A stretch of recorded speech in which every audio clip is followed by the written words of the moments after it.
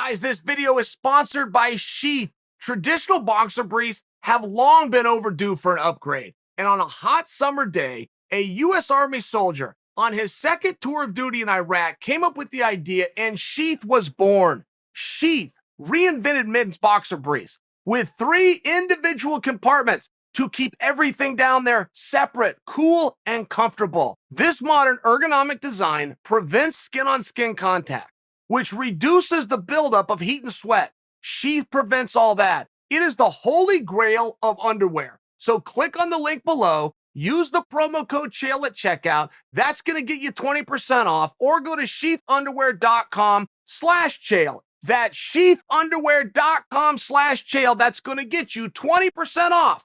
Or click on the link below and use the promo code Chael. You still get the 20% off. Oh, yes. All right.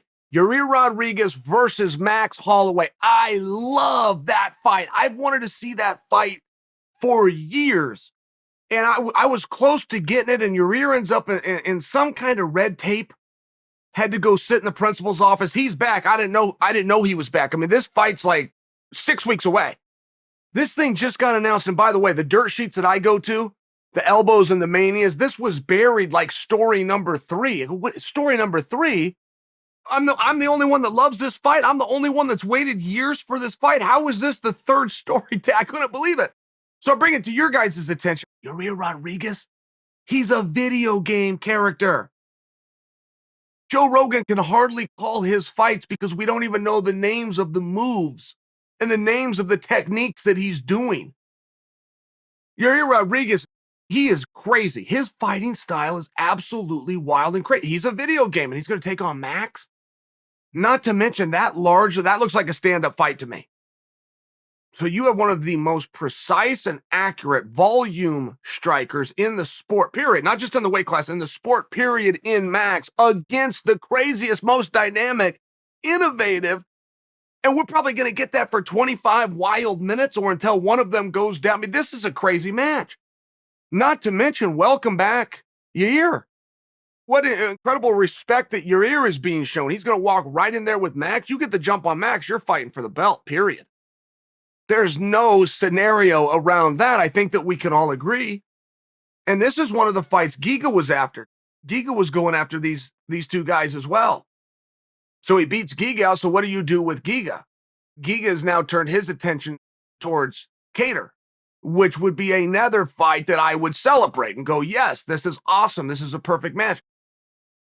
I do think that when you're dealing with Max, okay, because a lot of people have pushed back. A lot of people have pushed back, and I even read this in Errol Hawani's Twitter feed, but some people are pushing back that Yair is getting the shot at Max. If you don't give Max an opponent, a worthy opponent, Max is hurting people.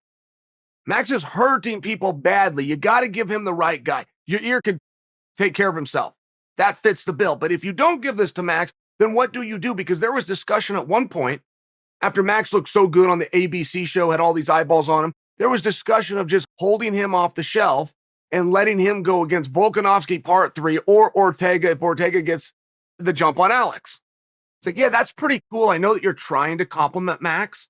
I know that that's what that is intended to do, but it doesn't. It makes him wait. It makes him unemployed.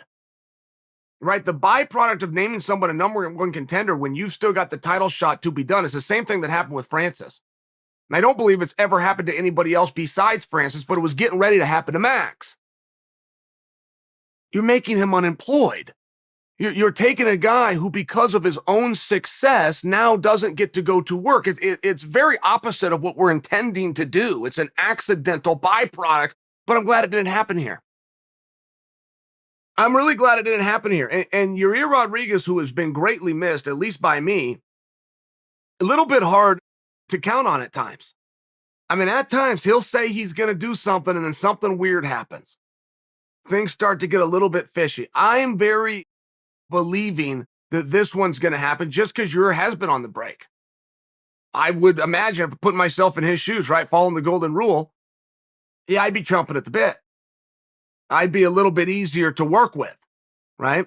We just saw this happen with Leon, by example, Leon Edwards. But Leon Edwards was another one. It was a little bit hard to get him to the table. Well, he sat out for so long that he's going, man, get me anybody. Just get me in there. It's a real thing. We could all understand that. At some point, you got to go to work, right? Okay. So I think Yair's going to do it. I mean, I kind of think that he is. And sometimes with Rodriguez, he's hard to pin down. He is. Sometimes I read some things, and the very next day I'll read something, and they don't go hand in hand, and then he'll put out a comment somewhere which doesn't tie in with either of their two. I go, man, I don't know what's going on here, but I do believe Yair Rodriguez and Max Hollloway are going to fight. I believe it's going to happen in the middle of July, and I'm excited for it.